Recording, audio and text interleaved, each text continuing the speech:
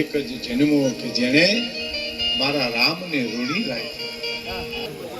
કોઈ બેન દીકરી આટો દેવા આવ્યો અને ઈ ફોટા હું અને તમે અમારા આ સોનલમાં એમ કહેતા માણસનો નશો હોવો જોઈએ, પછી બીજા નશાની જરૂર હોય છે. એનો નશો હોય બીજા નશાની અંદરથી જે નશો આવે